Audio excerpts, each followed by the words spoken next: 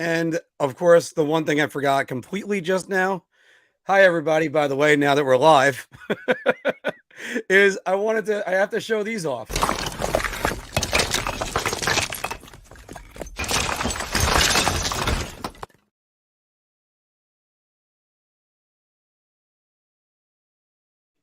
It should have been starting with that, of course. That's the way you should be doing it.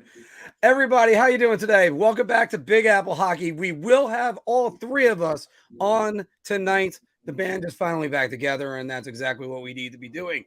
So I, of course, am your host, Marc Williams, and waiting for my close-up. There it is. And I am joined by the host of the Final Buzzer, Mr. John Filkowski. Too sweet.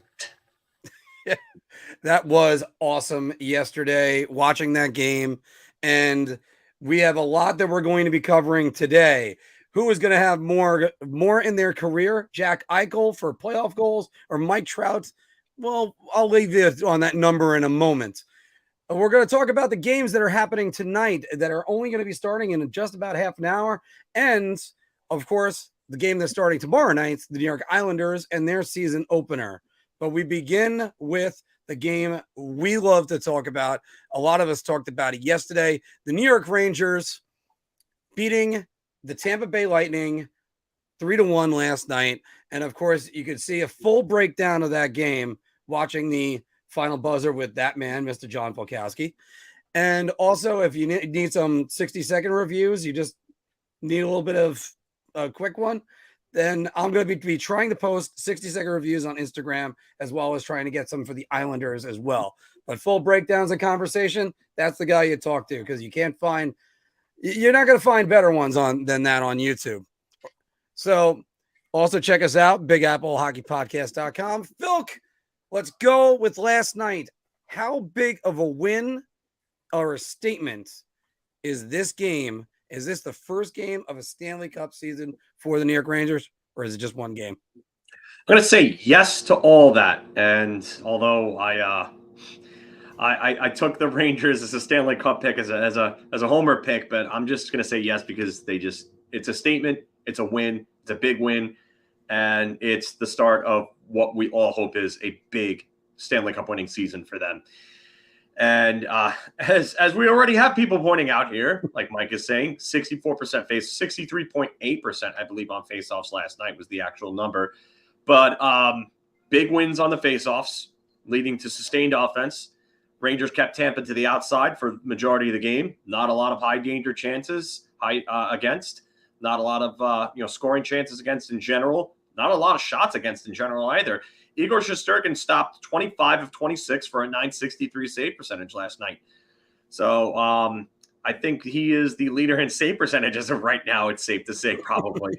But yeah, they're just a great 3-period full ice 2-way effort from this team. Complete effort from everybody. All 6 defenders look great. Forward lines looked great. Fourth line was decent. They even got Barclay Goodrow got a goal. So that I believe he was playing on the fourth line in that shift. Ryan Lindgren with the shot, Goodrow with the tip, which was their only even strength goal. Mika Zibanejad.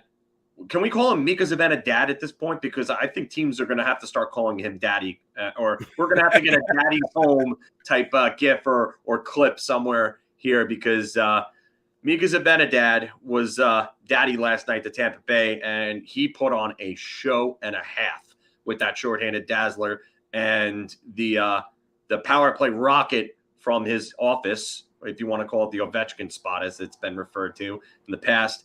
Rocketed one into the net. Igor was Igor when he had to be Igor, and you heard the Igor's better chance throughout the night. I know we're kind of poking the bear with that again with Vasilevsky. But don't poke the bear now with Andre Vasilevsky, folks. No. And Vasilevsky was great last night. You got to give him credit, because if he wasn't as good as he was, that's a 6 or 7-1 game in favor of the Rangers. The Rangers absolutely dominated them. The only part where I thought it was ever really close is the first half of the first period. So, yes. You know what? I love the start. Loved what I saw. And Zach Jones, my hat, I'm going to tip it to him, because Zach Jones was incredible last night. He played very well. His defense really, really stuck out and surprised me.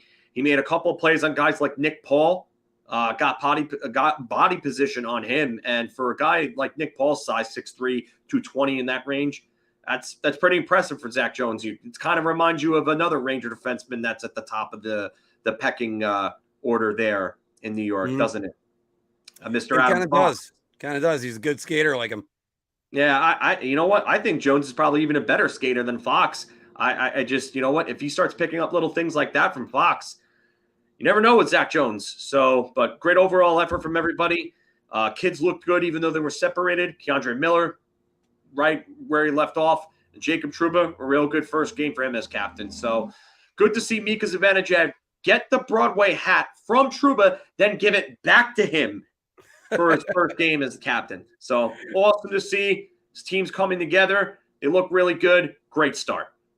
It is a great start. There's a lot of it that you can't help but say there is so many good things to point out. We do have a couple negatives. We're going to give you some of those in a minute. But it's, as you said it best, Andre Vasilevsky, wow, what a game that he had. Which was sweeter, Filk? The moves Zibanejad put on to get the shorthanded goal or the pass from Panarin to get the power play goal? The move from Zibanejad. And yeah. I don't even have to think twice about that. And I'll give you the reason why. And it comes down to one word. Or actually, I'm gonna you know what? I'll expand it. It comes down to two words because one helps the other. Edge work, which helps deception. And that edge work from Mika Zibanejad helps him sell shot so hard on that play. And Vasilevsky bites. And Zibanejad just comes in, and he looks like Pavel friggin' Datsyuk with that edge work there. Yeah. Almost toe-picking it. Comes in, pivots, and then just boom, backhand, top cheese, bar Mexico, all day, baby. Oh, gotta love it. And by the way, if you want a tutorial on edge work, just follow Filk's Twitter feed. Because he'll talk a lot about edge work all the time on his Twitter feed. But Phil, got to go to one negative headline that came out of last night. I'm not killing him for it, but the Vitaly Kravtsov error lasted one shift, maybe. Why are we going to doomsay like this though? Well, what's the latest news on him today? We're in day to day at the end. Day to day. Now we're day to day. You know what you know what? And I get it. You know, Hedman was separating and playing from the puck. But why does Hedman have to lean on Kravtsov's neck? I got to agree with you on that one. That's a bit of gamesmanship and dirty gamesmanship. Yeah, that's a dirty part of the play. I have no problem with him squeezing him into the boards. That's pinning someone to the boards. That's fine. But there was no reason for Hedman to lean on Kravtsov's neck like that. So yeah, I mean, obviously, I'm wishing the kid well. It's just that it's another obstacle you're going to have to learn to overcome, especially being the NHL. But health, you have to manage your health a lot. Let's get back to something positive here, though. When Alexis Lafreniere was put in that role on that second line, he looked great. Oh, he looked phenomenal. He looked phenomenal there. And you know what? He might have just seized that role. Yeah. Anthony? He's coming back. I think he was just checking in on us. Yeah, Anthony will be with us momentarily, everybody. Yeah, I thought we had Anthony there for a second. Sorry, everybody. But I'm going to agree with this right here. The double penalty was a bunch of garbage.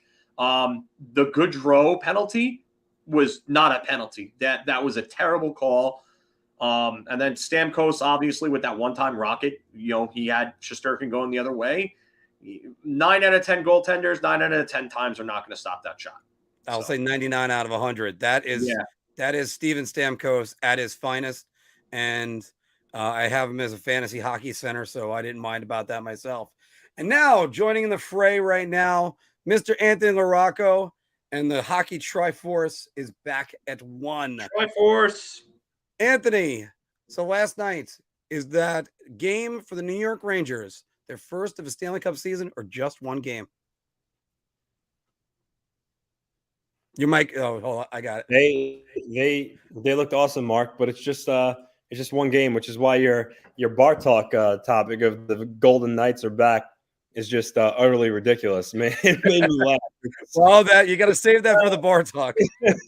Yeah, it's one game. I mean, it's obviously you want to see your team win the first game, but all in all, it doesn't really have much effect. But if you're a Ranger fan, you're encouraged what you saw last night.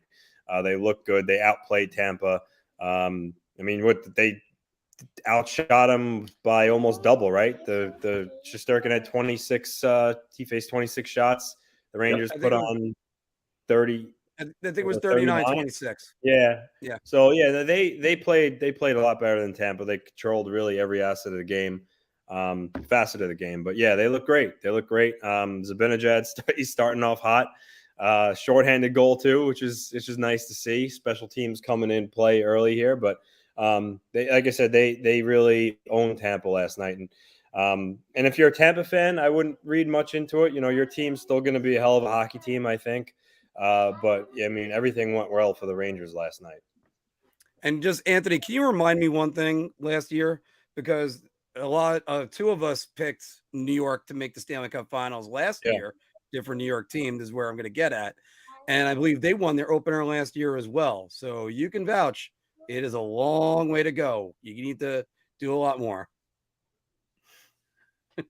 And we lose Anthony here for a second. So Anthony's got to click off and go into dad mode for a second. Yeah, probably. But it's funny. I want to talk about Tampa just for a second. The Rangers did good to take advantage of a Tampa team that was missing Anthony Cirelli, Zach Bogosian, and obviously Ian Cole with everything that's going on. So, to do what they did, yes, Tampa was down their number 2 center, and I don't know if you want to consider Cole a top 4 defenseman at this point, but Tampa's already playing with a depleted defensive unit. So to have 2 of their starters out on top of that, the Rangers had to win this game, and they came out and they did so convincingly. So good on them and good on Gerard Gallant for really forcing the issue on Tampa. Yeah. And Anthony, as you can agree, but I led you in before, the Rangers got a long way to go before they can even start thinking about things. Yeah, absolutely. Like I said, it's one game. It's one game, but it's off to a right start. All right. And that's what you want to hear. So, by the way, everybody, once again, you can follow us on iHeartRadio, Spotify, iTunes. We're all over the place. And you can listen to us for the podcast, which I'll be loading up for tomorrow in case if you haven't heard it today. But we got a lot more to cover today. And I do mean the words a lot. Because, hey, Anthony, tomorrow night, UBS Arena, are you going? I'm not, honestly. Just got back from the Bahamas and really tapped out all my babysitting people to really watch Ella for a long time. So it would be irresponsible of me to ask for another favor so quick after being back. But, yeah. All right. So I'm not going, but I will be watching. I might be going, actually, with friends of mine that are in town. They all want to go see the Islanders tomorrow night, which means I would actually miss the Ranger game, which I'd have to catch up on that. But getting to what that is, tomorrow night, the Islanders are ready to start their season. And we've talked about them before, Anthony, that they're one team, as I got the record for you right over here, that they've failed to make the playoffs at the 2 Eastern Conference Finals, 2 games over NHL 500. They're one of few teams I could say that not only do they need a whole new season, but they need to play like the way they ended last season. I would say them, the Vancouver Canucks, the Buffalo Sabres, or 3 of them you can think of. So, with that said, who is the most important New York Islander tomorrow night and for this season? I think it's the obvious, right? Their goaltender, Ilya Sorokin, and then, Matt Barzal, fresh off his contract extension. He's got a new coach now who looks to be possibly, kind of giving him some more offensive freedom as opposed to what Trotz did. So, time is now for him to, get back to the level that a lot of people think he could be at. So, I think for sure the most 2 important Islanders, but, they're a team that gets a complete buy-in from everybody on the roster. They're your prototypical playoff hockey team, really. That's where they play their best hockey. Everyone needs to be pulling the rope at the same time. So it's going to take a total team effort, but those 2 are leading the charge. Filk, Anthony cheated a little bit and took 2 people for the most important Islander, so you can reuse one if you want to. You know what? I know a lot of people are going to say you can only go as far as your goaltending can go, but I gotta say it's got to be Matt Barzal. This is now you got to prove that you're worth that $9 million AAV, $9.125 million. Sorry, AAV. Barry Trotz is now gone, so like Anthony alluded to before, there's a little more offensive freedom from him. I still think he needs help on the wings. I don't think the Islanders did enough to improve, or did anything rather to improve at at the forward positions. Hopefully an emergence of Oliver Wahlstrom would help, and maybe with Barry Trotz being gone, maybe the reins could be off him a little bit, because as we all know, Oliver Wahlstrom found himself inexplicably in Barry Trotz's doghouse quite a few times over the tenure that Barry Trotz was there and Wahlstrom was with the team. So maybe Oliver Wahlstrom can be the team's X factor, but I think Matt Barzal is the most important player on the Islanders right now. And I'm going to go completely off the board from Anthony. Well, it's funny Phil brought up Oliver Wahlstrom, because I think as of right now, it looks like he's not going to play tomorrow in the opener. He missed the last couple of days in camp, so I think he fell behind a little bit. And I think right now Lane Lambert likes how everyone's playing. So I think Kiefer Bellows is going to be in the lineup over Wahlstrom, at least for the time being. But eventually he's going to get back in. I mean, that's a fact. But I don't think he's going to play tomorrow. And I'm going to go off the board with my pick, because I'll tell you one thing. The New York Islanders, if they get a big season out of Noah Dobson, that might change a lot of their fortunes. We were talking about it before, Filk, during the Islanders preview last week. I was stunned when I found out they had the 11th ranked power play last year. But Anthony put up this graphic in our group chat today. They had the 4th best power play after February 1st. And for comparison, the Rangers were right behind them as the 5th best, and Vancouver was the best. So you got to look at those teams being something that they just want to pick right up, get going again. And, the Islanders, they got a fresh slate. Let's see how they do. What do you think? Yeah, you know what? That power play was very good down the stretch. And a big part of that is the emergence of Noah Dobson, who was one of the top offensive point producers, I also believe, from that point and on. I believe almost 40 of his 50 points came from December and on, I believe it was. 46 points from December 5th on. Yes, that's the number I was about to say. I knew I saw it somewhere, but he had an incredible season. I would look for him to replicate at least 40 points. You want him to put up another 50. But, I mean, it depends on what they're going to do with him in the usage and then the power play itself and how that clicks. So, a big thing for his offense would be the power play continuing to produce at the rate that it produced from that point on.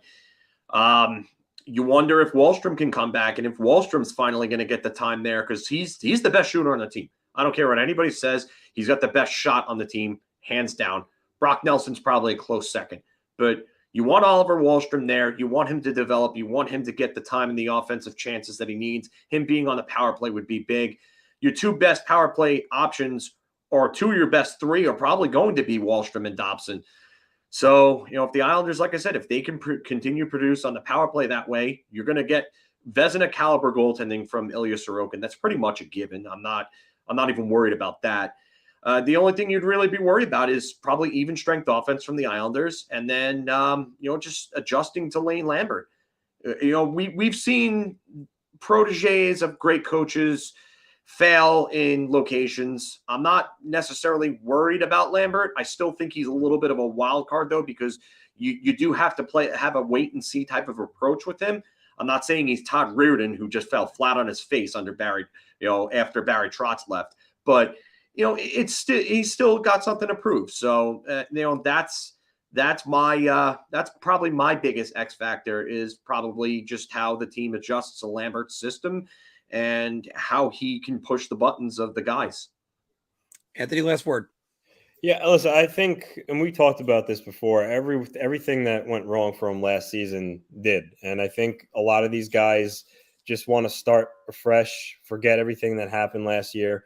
The belief in their room, as opposed to what anybody else may think on the outside, the belief in the room is that they're a really good team and that they can get back to the conference finals. So I think they're going to be motivated to prove a lot of people wrong, and they're going to come out and play Islander hockey. And I think, as good as Trout was, I think maybe they did need a fresh face. And I think, like I said, they're going to come out and hope to shake everything that they went through last year. And again, the foundation is there. They got really good goaltending. Their top four is pretty good. I mean, hell, you have Scott Mayfield playing in the bottom pair right now. So they're deep on defense. They just need to score more. They need to score more. And it starts with Lane Lambert giving them more offensive freedom within that system. Because Lou didn't do anything for the outside. So that's all they can do right now is give the players more freedom offensively and hope that leads to more goal scoring. But, I'm excited because it's a fresh start. We'll see what happens. And I think they're going to come out and play really hard. Well, I can tell you one thing, the message sort of around the entire New York State area, as far as their hockey teams go, take the shackles off the kids. Let them go. So now it's time to see what they all can do, regardless if it's Oliver Wahlstrom and Noah Dobson, Alexei Lafreniere and Capo Caco. So, and a matter of fact, go across the river. Jack Hughes and the rest of the boys over there. They want to take all the shackles off. So everybody, that's it for those two. Don't forget to make sure that you are liking us, subscribing, and hitting the bell. Sorry, Anthony, that I'm completely covering your head at the moment, but we're all whores, and that's what we have to do for that. I am trying to take a breath and a beat because there is another story that kind of came out this week that we have to cover. And unfortunately, I hate it that I have to say the words. We have to cover it. And it has to do with the turmoil that happened with Hockey Canada this week. We were discussing it last week that earlier this year, they confirmed that they paid off almost $9 million to 21 settlements for sexual assault complaints against his players since 1989. Andrea Skinner on a managerial change. This is one of the most tone-deaf quotes I think ever, Filk. Well, will the lights stay on at the rink? I don't know. To me, it's not a risk worth taking. Finally, the sponsors follow the money. Always follow the money. That goes back to the Watergate scandal, which is Canadian Tire, Tim Hortons, Scotiabank, and TELUS all in their sponsorships with Hockey Canada, at least on the men's side, if not completely, because Tim Hortons did cancel their money for the men. And then quotes like this one: "We are deeply disheartened by the lack of action and commitment from Hockey Canada to drive necessary cultural change." That was from the TELUS statement. And one of the rare times I agree with Justin Trudeau. It boggles my mind that Hockey Canada has not made a change. Eventually this week, they fire Scott Smith and Andrea Skinner, and the board of directors all resign amid the scandals. Filk, you get fired up better than anyone else on this. Give me your thoughts. I don't know if I can even get fired up by this because it's disturbing. It's beyond disturbing. It's to the point where you're actually scared. And I sit back and I say to myself, thank God I'm not like, someone like Anthony, who's a parent, like what happened if you were Canadian, you put two of your daughters through this and something like this happened, like this is stuff you think about when you're a parent, and it's awful that this happened because this is just terrible. How can these people live at night knowing that they settled over $9 million over 21 cases since 1989? And then never mind that, but I mean, not never mind it, but just to add, I should say, poor choice of words there on my part, but to add, you had the scandals that went on with the juniors with Grant James, who molested Theo Fleury and Sheldon Kennedy and stuff like that was happening in the 80s. Like, there is a long history of this. Why did it take nearly 40 years for this to finally happen? That's what I want to know. Like, why?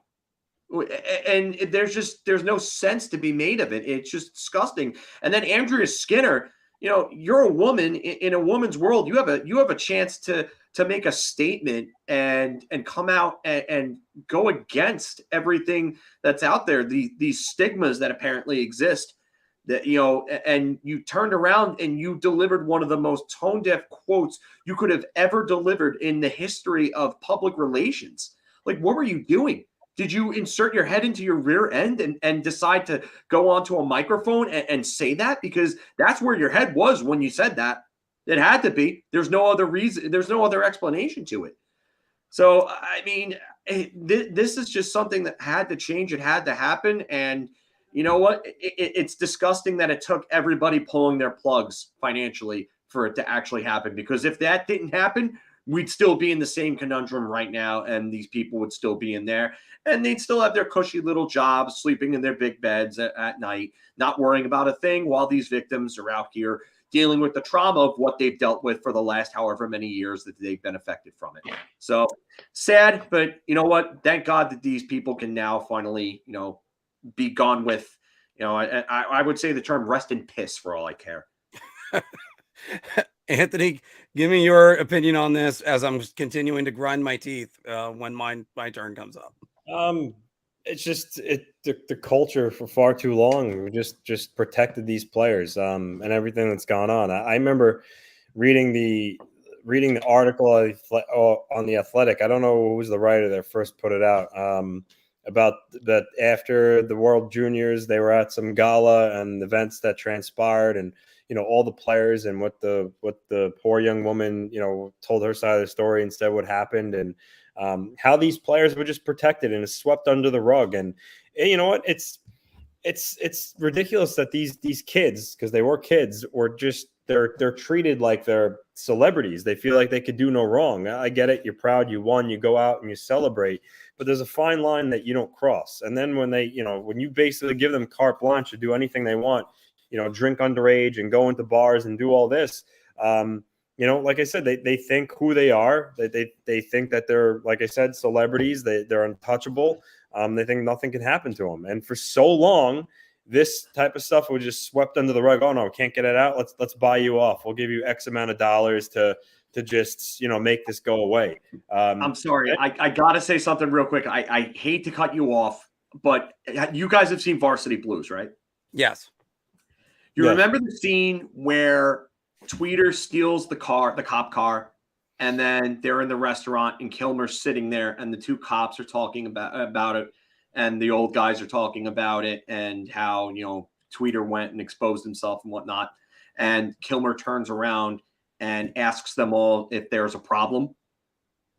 Yeah. This is what this is. This is the real life embodiment of that scene right there. Because like Anthony said, these guys are getting carte blanche treatment to go around to do whatever the hell they want with zero accountability. Zero. Yep. And this is what this culture has come down to. This is what they have built. Yeah. Because Anthony, finish your thought. No one really. I mean, Connor McDavid's comments on it over the summer was very disappointing. It was almost like he just was making excuses. I mean, Cale Makar, I think, was the only one who actually said something that felt real and was kind of angry and suggested that stuff needed to be changed. But and that's what it's going to take. It's going to take one of these top guys to stand up and just say how disgusting it is. And but no one really has the balls, because they're all basically under the power of Hockey Canada, and they don't want to say the wrong thing. But that's what should happen. Connor McDavid is being the best hockey player in the world, and he's Canadian. He should come forward and say that enough is enough, and the culture in this type of case needs to change, and there needs to be accountability. That would go a long way. But I'm glad nonetheless that there seems to be some change going on with a lot of these sponsors pulling out and basically putting the screws to them and forcing them to recognize the issue. So, but it's unfortunate, but it looks like maybe things will finally start to turn a corner. I will say, lastly, I would like to see, because a lot of these players that were on that roster or kind of unnamed. I would like to see, who really was involved in this, because it's disgusting, and they should be punished. My first thought is to go into is before I start getting at the players, because accountability would be a huge factor. And I'm grinding my teeth just now, just thinking, did anybody learn anything from the Blackhawks? You learn nothing from this. It's just going to keep on going. Idiots. All the managerial people are idiots. Every last one of them. Hold them accountable right then and there. I understand that the players come and go. Maybe sometimes it takes some time to get some of the settlements in there and the accusations come out. And then you don't want to, there's other factors. I'm just saying that. As far as the management goes, management basically has been there for years. And Scott Smith and Andrea Skinner, I mean, that quote from Andrea Skinner is one of the worst I've ever seen in any public moment. And you're going to say, how about this one? We're taking every accusation seriously and every report seriously, and we are going to make sure that it's handled with integrity for Hockey Canada, which is one of the best. When you think of Canada, you think of hockey. And then if you end up having to resign, you say, I tried to do the right thing. I tried to do it with dignity. Instead, they just went, nothing to see here. There you go. Don't worry about it. We're all good. No. And that's one of those things. And I guarantee some of those executives were going, well, it happened before I got here, so I'm not taking the fall for it. You know what? When the music stops and you don't have a seat, there you go. You're done. Like, just get out. Just get out. The amount of trust they have to rebuild for Hockey Canada now. And let me be clear. If this happened with USA Hockey, I'd have the same reaction. It doesn't matter who is in charge with USA Hockey. Oh. Like, come on. And then on top of that, you have everything that's come out about Ian Cole in the last few days. Oh God. Yeah, that was grooming a minor. That's disgusting. That's absolutely disgusting. And if that turns out to be true, then if it turns out to be true, we're going to stress that. And you know what? Because we don't know anything as of yet. Really, we have the statement from the victim. That's all that we have at this point. But if that turns out to be true, that guy should be in jail for a very, very, very long time. Yeah. Long time. And you know what? We always talk about, the court of public opinion these days. But I've got to say this, that the Ian Cole situation, with everything that's gone on over the last however many years, and especially the last few years with hockey culture, that's totally believable. That's absolutely 110% believable. So I wouldn't be shocked if he didn't. We don't know at this point, but I wouldn't be shocked if he did. So that is the sad state that we are in right now, to the point where that something like this terrible, this disgusting, this vile is believable. And it's just, you got to keep all this stuff out of the game and the culture. Culture needs to change. I agree with that 100%. Culture needs to change, because it's like that old Simpsons joke about there's been 3 meltdowns since you've been in charge. One is too many. So that's we're going to close it off on this one, because it's just something that just disgusts me, just even thinking about it. And I know I was late to the party, and I know that there were people when we were doing the World Juniors preview that was saying cancel the whole tournament, but that's sort of not fair to some of the kids that are participating in it now. But there's just things that just, we're going to move on, because we got a lot more lighthearted stuff to do with this. So, yeah, John, that's 100%. Accountability is just non-existent right now. And that's the thing. Hold everybody accountable. My saying at the bar is, at the end of the night, I have to sign my name saying I checked everything out. So it's on me. It's always on me. So we're going to move on, guys, because we got some bar talk to do. And we actually have Filk in town, or not on the show, I mean, to see him in the new intro for it. Shot. This is the easiest I've ever had to answer. I say beer. I can't even begin to describe. I'm actually going to go crazy. I'm going to buy everybody around on this one. I've got to say, I missed the Marc screeching intro. the I'm buying everybody around on this. Everybody around. Doesn't he sound that's like when you know we get to the weird mark where it's or the really angry mark where I'm 14 years old. Actually, I'm probably about 10 because my voice lowered very quickly. But Anthony, everybody, doesn't Marc sound like Salvato when he does that screeching thing?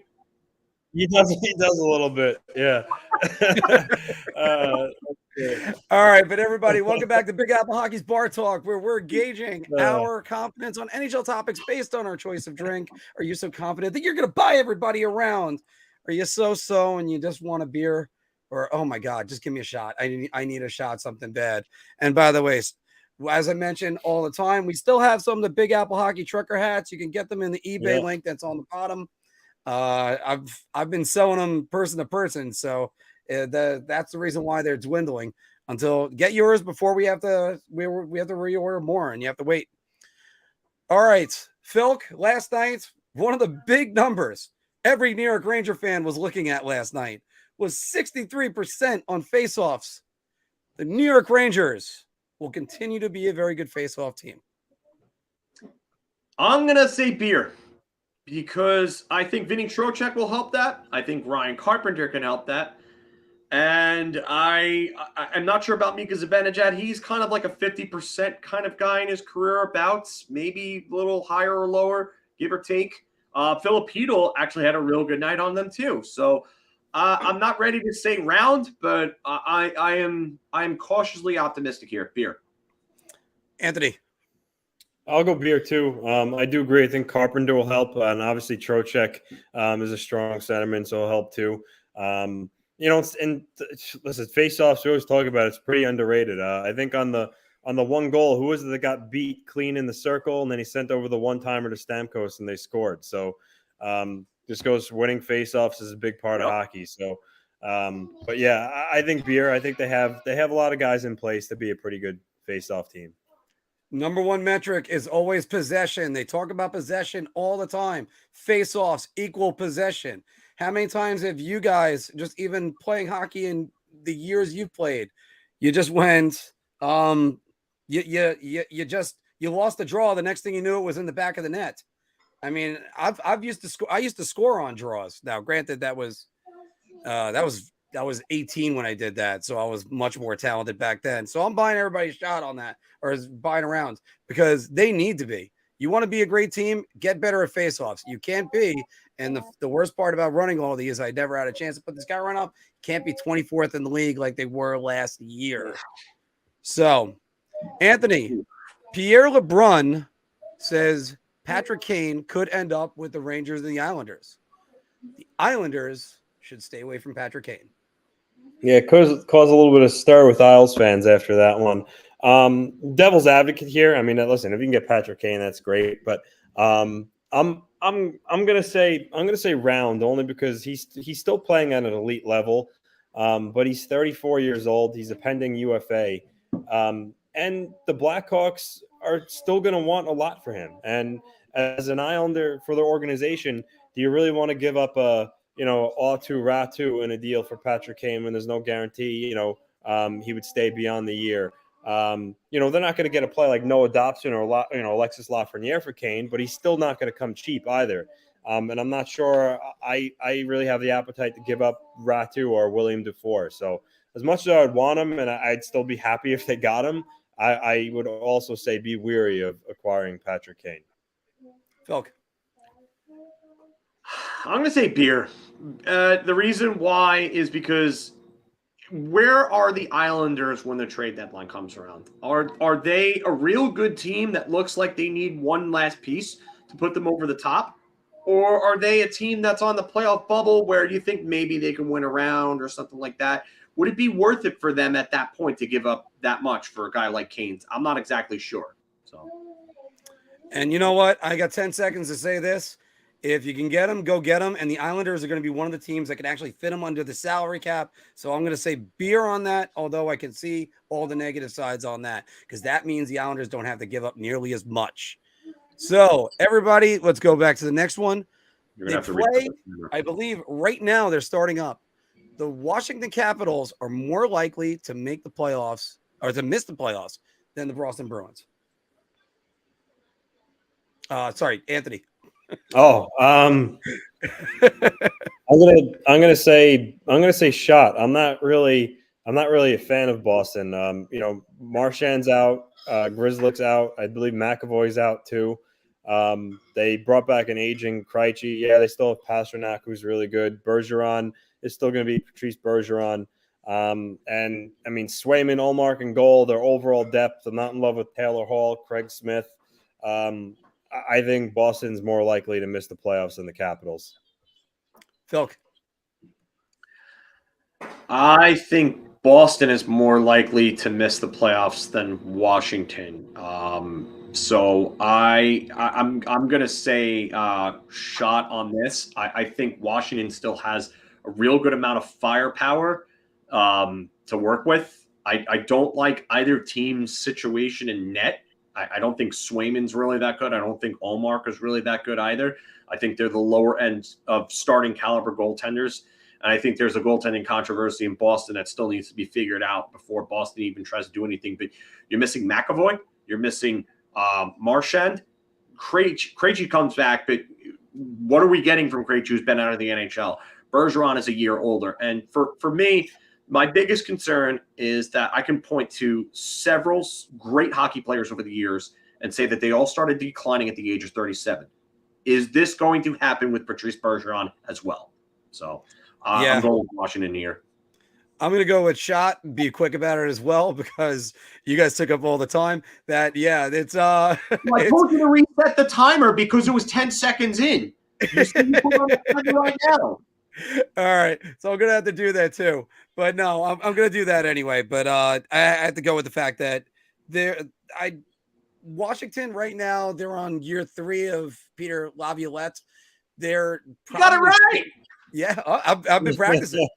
But Peter Laviolette, they're either going to be real good or they're going to fall off a cliff. God only knows what's going to happen with that. And then also on top of that, then there's the injuries for both teams. Backstrom for the Capitals, Tom Wilson for the Capitals, Marchand for the Bruins. And then the next question is Pasternak getting traded? There's so many other things. I gotta go with shot on this. So I will go and reset that timer in just a moment. Guys, the other game that's starting tonight is the Colorado Avalanche will raise their Stanley Cup banner. Colorado Avalanche will win the President's Trophy. And I got to go Filk on this one. I'm going to say beer. I'm pretty sure I picked Calgary to win it, if I was correct. You are correct. We all did. Yeah. So I picked Calgary, but so I'm going to say beer. I think Colorado is going to be one of the top 3 teams in the league, I would say. It depends. Really, for me, their success depends on one thing. How does Alex Newhook play as the number 2 center behind Nathan McKinnon at this point? He had 30-something points last year in, I think, 70 games. He was about a point every other game pace. But does Newhook take that next step this year? That's the biggest thing for me. Because if that's figured out, then they're going to be just fine. Anthony. I'm going to go beer as well. I mean, they certainly could, because they're still going to be one of the best teams in the league. But I think it's going to be Calgary. I think Calgary's stronger in goal. I'm not really sold on Georgiev as a starter. And just I don't know. I just think Calgary's going to be the best team in the regular season. So we'll see. Could be wrong, but I'm going with the Flames. So therefore, beer. Wicked. If you could have seen if you looked up, as Anthony said, I'm not really a fan of Georgiev, and both of me and Phil are shaking our heads at the same time. I got to go with just a beer on this one, because I don't know if they can win it if Francois ends up taking the job. But on the other hand, I mean, they got a lot of offense. Does Bowen Byram take a step forward. They have so much talent on that team, even still. But you're right about that. Alex Newhook is going to be the key. If he could be the second line center, that's it for them. So I'm going to let that timer just continue to run down. And Boston just took a 1-0 lead over Washington. There you go. Power play. Who scored? Bergeron. Rebound. Hey, by the way, so today the Maple Leafs are playing the Canadiens and the Vancouver Canucks are hosting the Edmonton Oilers. A Canadian team will make the Stanley Cup Finals this year. I'm going to actually start it off, boys. And I'm going to say, I got to buy everybody around. I got to go the other way because I picked the Calgary Flames to go all the way. And if that's the case, it's Calgary Flames. Here's a list of the teams that made the Stanley Cup Finals since 2000. Did I miss anybody, guys? Because I got the Canadiens in 2020, Canucks in 2011, Senators, and the Flames. I'm just feeling like I might have missed someone. So, Anthony, what do you think?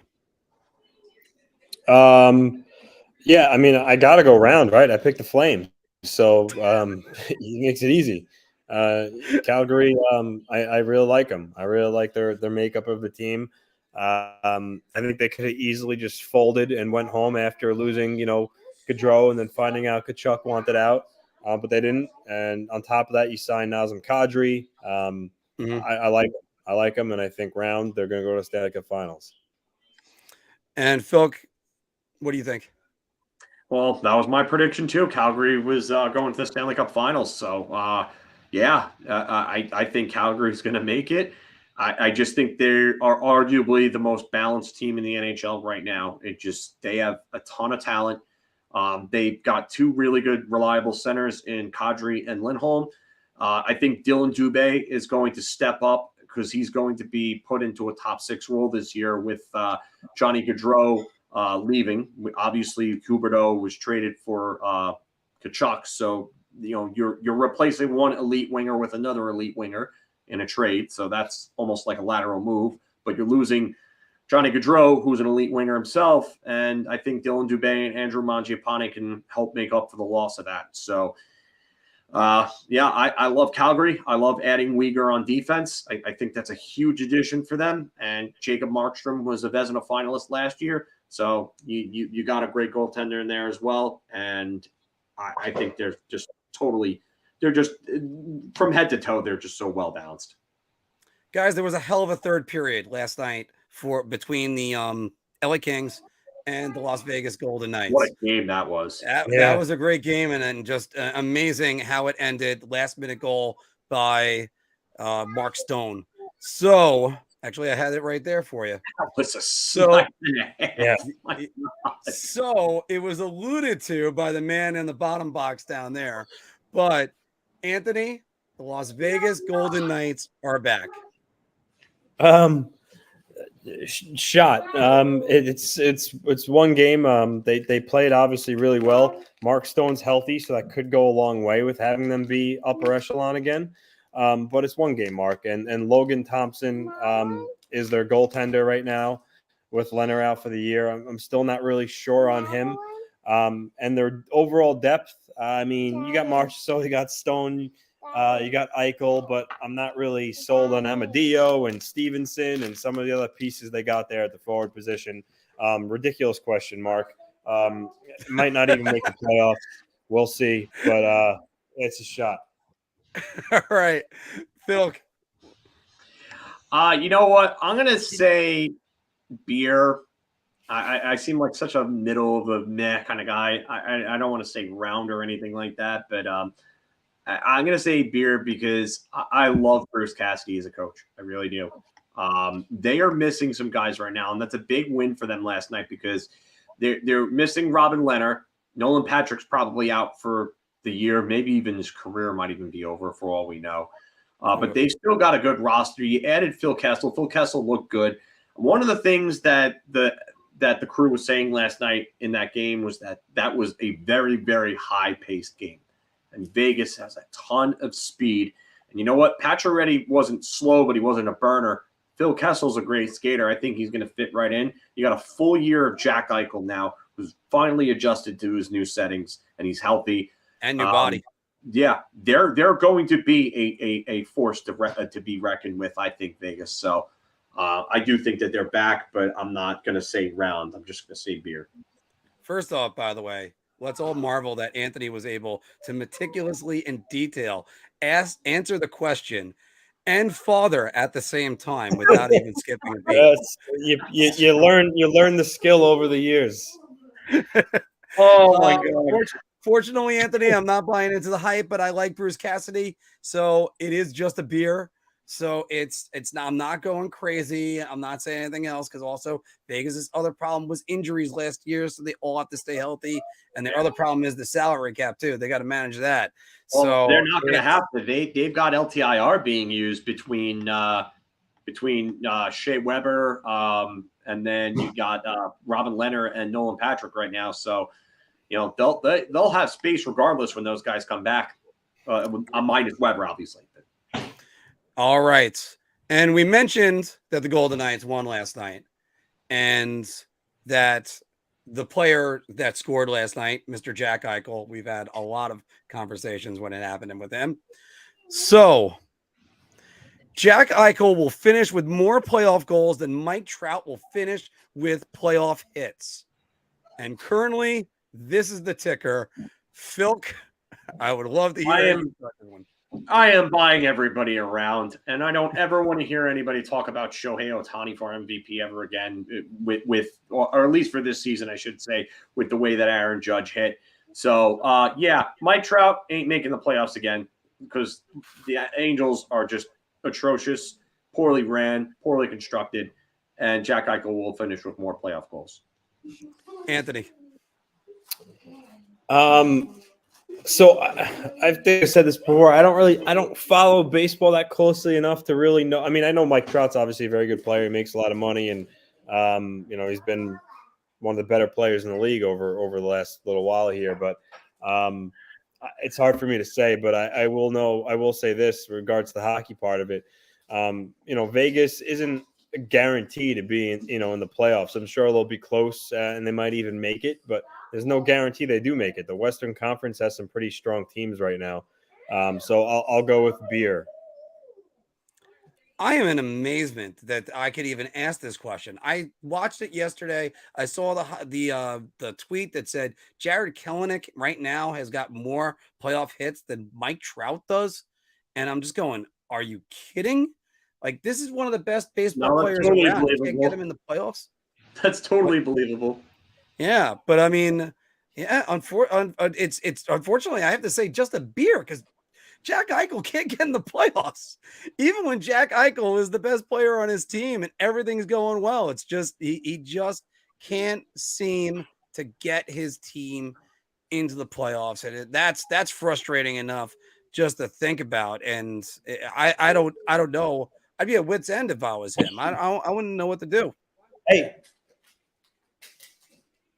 Didn't know where the screaming was coming from. That was actually my house. So, or over there. So anyway, guys, that's the end of Big Apple Hockey's Bar Talk. It's great to have all three of us back together on it. We are going actually at a great clip. We're at 53 minutes right now. And are you guys feeling good enough to want to do an honest press conference real quick? I don't even know what we would do it about. Wow. I was not prepared for that. Well, I have one person that is a constant guest of Honest Press Conferences, and his team starts tomorrow night. I'd like to hear what he thinks about it. Connor, can you give me your sense of kind of where the group is at? Once again, my teammates come up short. Yeah, I'm totally sandbagging him right now on it because it's always a good time. Could I just get a statement from Big Lou on what the Islanders are going to be doing this season? We're really playing with fire here as he already despises us from cutting our partnership here, Mark. But hey, damage is done, so you might as well. Screw it.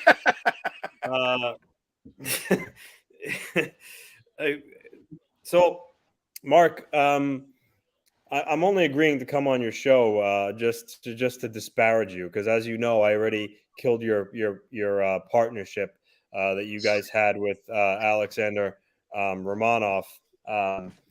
So I really hope I really hope you enjoyed that, because I really enjoyed putting the screws to you there, Mark. No one talks down about myself and my organization. Who dare criticize me?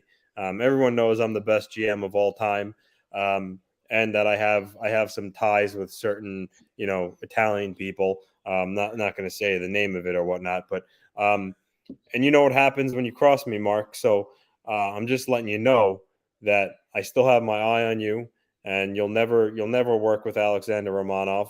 Or any player will come on this show as long as I'm general manager. I'll take it a step further. Even if I leave, I will tell John Ledecky and ownership group that whoever replaces me, that they do not do business with you and your affiliation. I'll take some questions. But all that being said, Lou, what do you think about your team starting tomorrow night? I love my team. I think I made that clear by not bringing in Johnny Gaudreau, who I did have talks with on July 1st, and I just didn't want to pay him, $9.75 million, Mark. If that's anything to you, I decided not to do it. And Nazem Kadri, yeah, I had that deal in the bag. Nazem agreed with me and on the third day of free agency, but I do things my way. He got tired of waiting. I wasn't ready to move yet. And so be it. I lost out because of it, but I do things my way. You should know that, of all people, Mark. Like I said, Yes, I get what I sir. want. I get what I want, and I cut out your deal. What are your thoughts on that? Let me ask you a question. How do you feel that I ruined your partnership, a glorious one that was going to probably bring a lot of viewers to your channel and whatnot? And I am the sole reason that did not happen. How do you feel about that? I would have to say, I guess I should be more respectful, sir. That would be what I would say. That I need to make sure that I am totally not doing things that are gonna end up with a horse's head in my bed. So Now, I that's what I saw would say, sir. I saw that nose picking meme. I didn't like it, and I know it was you that did it because you handle all the social media. You handle it, and I'm Yeah, looking. I'm looking I at need to I need to get around and just get less of the social media And out you of my and you hands. know where and you know where that Anthony LaRocco fellow is? Because I also heard him, talk about me and say maybe I'm losing touch and I didn't do enough. That's another reason why I cut out your partnership. It's not just you and your smug face; it's your partner too. How dare he, an Islander fan, criticize me and the New York Islanders? You're supposed to be loyal. You're supposed to be a homer. And you know what? He wasn't. He told it like it is, and I don't like that. So he may have that video of Romanov on his phone that the world will never see. It's ready to post, but he can't do it, and he knows he can't do it, and you can't post it either because all hell I will unleash on you. If there are any other questions aside from this Mark Williams character, I'll be gladly to take them. So, Lou, you said you loved your team. Is that why you really didn't make any moves? Yeah, like I told Mark earlier when I guess you had stepped out. I talked to Johnny Gaudreau on July 13th. He had interest in coming to the team. I just, I do things my way. He wanted almost $10 million, and I said no. What the number I come up with is the number that you take. And he didn't want to play that game. Nazem Kadri, he wanted to play that game. We have that relationship to Toronto. He agreed to come here. He got tired of waiting. He told me, do what you got to do to create the cap space, or I'm done waiting. And I told him, Nas, look, I do what I want. Big Lou does what he wants. You don't tell me what to do. He didn't like that. He packed his bag and he went to Calgary. So I did try to do things, but again, I just do things my way. And if no one likes it, tough noogies. All right. Thank you very much for joining us, Lou. And we'll try to make sure that we're a lot more respectful whenever we're talking. You better. I remember, Mark, I have my eye on you. Out of all the three of you that do this, you are the one that really gets under my skin. And you better watch out what you say, because I have my eye on you. Well, it's just, sir, that was just one phone call, and I thought it was a different number. So, all right. I don't want to speculate. Oh yeah, no, geez. At least it would be a whack that I'd be proud of. Ah, That'd be the way I'd go. Phil, do you know if Gerard Gallant has anything to say? well, I like the boys and the looks that we got, but we really dominated Tampa Bay there, and a lot of guts, a lot of heart. Boys played hard. I know Kravtsov, he's out day to day, but I didn't like that play from Victor Hedman. I don't like that. I think maybe Victor Hedman should try to play that with me. Think how about I stretch his neck, So Victor Hedman, you want to talk about Lou watching out for people on podcasts? Victor Hedman, I'm watching out for you, buddy. I'll come stretch your neck. They don't call me Turk for no reason, all right?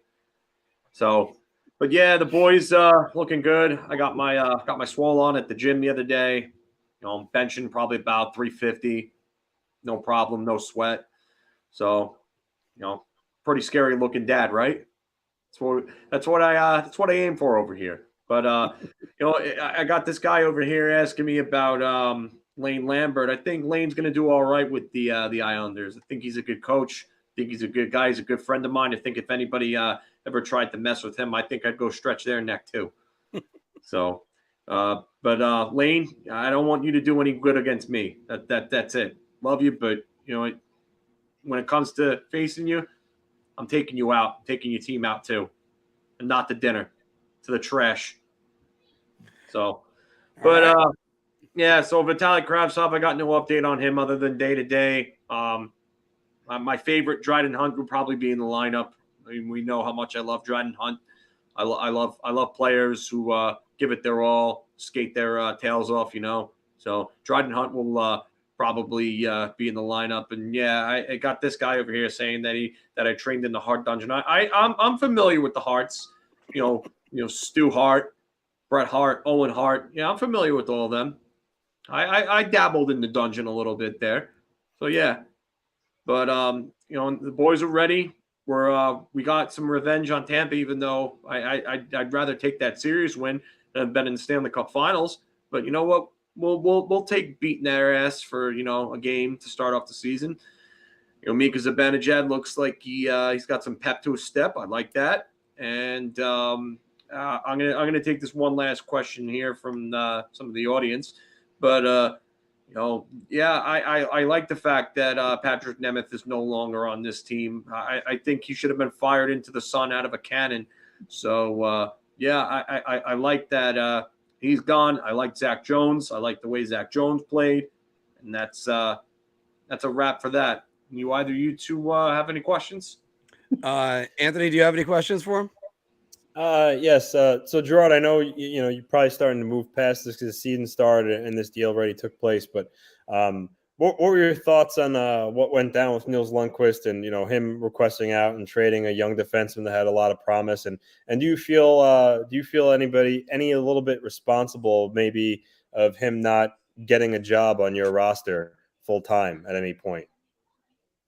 Well, Nils is a right shot defenseman. He's right-handed. And the last I checked, he wasn't going to get a chance over someone like Adam Fox, who was a defending Norris winner last year. You got a Norris winner there. You got a guy that just got named captain in Jacob Trouba, who the boys love. Everybody loves Troubs in the locker room. Jake's our captain now, so he ain't going anywhere. And then you got Schneids, who came up last year, and he absolutely played the part. He played really well on that third pairing and stabilized it, despite the fact that he had an anchor on his left side. So, I don't think he was going to get any playing time over those guys. It's nothing against Nils. I wish Nils the best of luck, and the fact that we got a first-round pick for him is great. That's great for this team's future. So now we get to see what we have in our three right-side defensemen. Our unit played great last night. They dominated Tampa, kept Tampa to the outside. Igor looked really good in net. Didn't have to face a ton of high danger chances. This is what we want our games to be like every night. We know it's not going to be that way, but you know what? It's a good start, and it's a good effort from the boys. Now I want to see more consistency out of Zach Jones. And if somebody goes to mess with Zach Jones, I'll stretch his neck like Victor Hedman's. Turk, I just got to ask you a quick question. So Mika Zibanejad going for the hat trick last night just missed an open net. Do you think he might have Ryan Strome-itis after that? I think Ryan Strome needs to probably spend a little more time shooting into hockey nets on his basketball court with tennis balls from about 5 feet away, because he still manages to miss empty nets with nobody in them. You could see the Detroit shootout last year. And then Ryan Strome is not my problem anymore. He's in Anaheim. Let him play around with lacrosse boy Trevor Zegras. They can play whatever the hell they want to play together, horse or whatever version of hockey game you want to play with that. But Ryan Strome ain't my problem anymore. Pretty happy that we're not going to miss empty nets now with Vinny Trocheck, and Vinny Trocheck can actually win faceoffs and play defense. So have fun, Ryan. All right. Thank you very much for joining us. No problem. All right. There is a quick one-sentence statement that's said from our third guest, which is Jack Eichel, who just needs to say one thing. Yo, did you see me play last night, Marc? Suck it. Anyway, so back to us. That was honest press conferences where we say what the athletes are really thinking. So why didn't you have me do Eichel? What the hell? You know what? You're always the best Eichel, but I also thought the informative George Gallant was going to be you, and I could have gone with that. Because we do got to get to Q&A. We have about 15 minutes left of Q&A tonight, because we have the great part about night shifts is we got people available, but our time is a little bit more limited. So let's go with some of the questions that you guys might have. So this is actually a good one. I'll answer this one first. SJ Miola says, I don't know much about Zach Jones, saw some good things, and can we elaborate? Yeah, I'll gladly elaborate. Zach Jones is I believe a third-round pick from 2019. He's a puck mover. Kind of reminds me of an Adam Fox light, if you will. Mm-hmm. He does a lot of the things that Fox does at a lesser level, but he's a better skater and a better shooter than Adam Fox is. But he is going to be a real solid puck mover. He could be a guy that could be on a lot of teams' power play units. He's going to be on the number 2 unit for the Rangers. And we were expecting offense from him, but his defense really impressed me last night. He made a few really good plays on guys like Point and Kucherov, and then made some plays on Nick Paul, like I was talking about before, where he got body position on a guy that's much bigger than him and separated him from the puck. So I am very happy with the way that Zach Jones played. That could stabilize that third pairing with him and Schneider, and that's big, because the third pairing was a problem last year for the Rangers. Top 4 was generally good, but the third pairing with Patrick Nemeth and Libor Hayek coming in and playing minutes on it was just an atrocity. So good to have someone who can actually play on that third pairing with Schneider. Nice job, guys. We haven't had any sex bots in a while, but they just creeped up right there. Yeah. So I saw that before. Oh, geez. By the way, Anthony, what do you guys think about starting up against Florida? Is that like a great to have that test like that right away? I mean, yeah, I guess. I think, with the home opener, you have the crowds obviously. Oh, and you muted yourself. You muted yourself, Anthony. Yeah, because the stupid dog was barking. I think having a good team on the home opener is a good test. But again, what I was saying was, obviously everyone's jazzed up from the crowd, so it gives the advantage a little bit to the Islanders, even though Florida, is slated to be the better team, obviously. But Florida is, don't get me wrong, they're going to be a good team for sure. I just wonder if the move they made with, swapping out Huberdeau for Tkachuk, chemistry-wise, how well mesh with Barkov, because they had a really good thing with Barkov and Huberdeau. They were a dynamic duo. No guarantee that Tkachuk and him will mesh the same way. And then overall, if you guys look at their defense, with losing Uyghur, outside of, Ekblad, I'm not really in love with Florida's defense, to be honest with you. And I think Bobrovsky is a question mark. He could be very erratic and consistent. So I think just because of the division they play in, I do think they'll be one of the top 3 teams. But I'm not scared of Florida as where, like, when the Islanders play the Hurricanes, I'm scared of Carolina. I hate playing them. The style they play, it's a bad matchup. I hate it. I don't have that same feeling when they play Florida. Don't get me wrong, still a very good team, but overall, I actually feel pretty good going into the home opener tomorrow. Filk, you have a thought on that? I know I want to get that out. I like Florida's offense still. Even though they traded Huberdeau for Tkachuk, I still like their offense. I don't like their defense. I think Forsling could end up scoring more points than he scored last year, which would go a long way to helping them defensively and offensively. And my fantasy team. I'm not scared of their defense, though. I'm not. And I love what they're going to bring offensively. I don't think much of Bobrovsky anymore.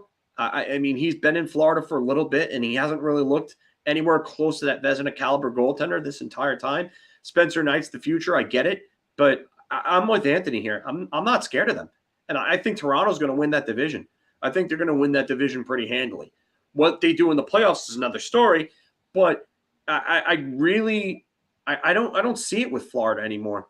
They had a chance. And unless they go get a defenseman, I don't see where I don't see the fear in them anymore. I think they're going to be a run and gun team that's going to win a lot of games by like 4-3, 5-4, 6-5 type scores. And you could do that in the regular season, but come playoff time, that's going to be a big issue for them. So it's much different trying to do it against New Jersey on a Saturday versus in November than Tampa in May. Exactly. That's why I think Toronto. Yeah, I mean Murray and Samsonov is not really a good tandem, but for the regular season with the way they score, they could probably get by with still being a really, really good regular season team. But those wheels are going to completely fall off the bus come playoff time. Absolutely. And it's going to be another year where they fail to win a playoff round, and finally maybe we'll see some change. But here's a question that I would pose. Does Toronto have the worst starting goaltending or the goaltending tandem in the league right now? Oh, it's hard to say. I think they got the best upside. Because their upside could be good if Samsonov really did all the training with Igor Shesterkin like they said he did in the offseason. But then again, my problem isn't with Samsonov on this. It's this. Because that's the thing. Arizona's goaltending. I like Carl Vejmelka. It's just I would rather have Vejmelka and then either of Toronto's 2 goaltenders. Give me Vejmelka over those 2. Buffalo's goaltending off the top of my head. Well, the question is, what is oh God, Filk, you gotta help me out on this one. Ukko-Pekka Luukkonen? Yeah, I just call him UPL because that is a hard name to pronounce. The worst part is I think I got it right. Could anybody verify that for me? But anyway, UPL. So if he comes in and he's as good as what people are saying he is, then maybe there's lightning in a bottle there. But yeah, I kind of agree with you. Their goaltending. I mean, Eric Comrie, he's going to be okay and serviceable. What's he going to be like with 35 games under his belt, if not 40? So Chicago's Buffalo. Speaking of Buffalo, how did Matthias Samuelsson get a $30 million contract without scoring a single NHL goal? Yeah, it's bizarre to me. What is going on? Just when you think Buffalo was turning a corner with their front office management and trading Eichel and getting this new culture in the locker room and everything like that, Kevin Adams goes and does another big brain dumb move. Oh man. Wow. That raised my I gotta write this down for future posts, by the way. But by the way, Anthony, sorry to cut you off on that one. I was actually going to commend Kevin Adams for the job that he's done. Now it's like then he does something like this, And they re-signed Don Granato. Congratulations to him. Yeah. Chicago's goaltending is another tandem I would say rivals Toronto's. Just unbelievable. Chicago, I mean, they're working with friggin' Peter Mrazek and Alex Stalock. I would rather have Mrazek than Samsonov or Murray, though. And Stalock's a decent backup. At least we know that he's like a decent backup. Murray and Samsonov are both trying to be starters, and they're not good at that. So then when it's going to be like that Alexander Georgiev situation, when that guy fails and he ends up having to be a backup, one, how is that going to affect his psyche? And two, is he going to be reliable playing, every like 5 to 10 days instead of playing every other day, because that's a big thing for starters and backups, as we witnessed as Ranger fans with Alexander Georgiev. Like when you're starting, you get into a rhythm. And when you're not getting your starts, it's hard to get into that rhythm and hard to be an effective goaltender. So for me, one of those two goaltenders, when they lose that battle, because it's going to happen, I would imagine, is going to be forced into a situation where they're not playing as many games, and it's going to hurt them more than it helps. So, by the way, Anthony, I know your time is getting limited. Did you have any bet recommendations? I mean, I placed a lot of parlays today, but just to make it, and the game's already started though too, so that's the issue with making these. Because now, even if someone wanted to, I'm not, depending on what betting website you use, I'm not sure if you could still make the bet. But did a parlay of Ovechkin, Matthews, and Aho scoring a goal tonight. So none of them have so far, but that's just one of the many ones I placed. Although David Pastrnak scored for Boston. The Bruins are up 2-0 now. And Michael Bunting scored for Toronto, so they're up 1-0 on Montreal. And speaking of Michael Bunting, I was reading that the Leafs are contemplating giving him a 8-year extension at some point. Bunting? Yeah. So, as my eyes started to open wide, I had to look down and see what Filk's reaction was. Just 8 years for a doing 26-year-old rookie. Yeah, a 26-year-old rookie who had one good season so far. That's it. Like, come on. Yeah. Like, I mean, I don't know how Kyle Dubas continues to keep his job, but on that note, I'm gonna get going. I got some things I'm gonna do. AEW is coming on, so I gotta watch that. Yeah. And love talking hockey with you all. 2 nights in a row for me here. Loving it. We're back in the swing, boys. Big Apple Hockey is back. So yeah. And again, another great show. I know you guys both got to sign off, and I'm going to play us out of here right now with my cousin Phil's song, Bye-Bye. Everybody, we're going to be doing content, and we're just going to be getting as much content out there for you guys. Look for us in the shorts. Look for us for a lot of our stuff. I'll probably have the Honest Press conferences up since I totally blindsided everybody with that today. But guys, thank you very much for joining us today. We're gonna do more shows, even though they're gonna be shorter. So thank you very much. We'll see you soon. all right, see y'all later. Later.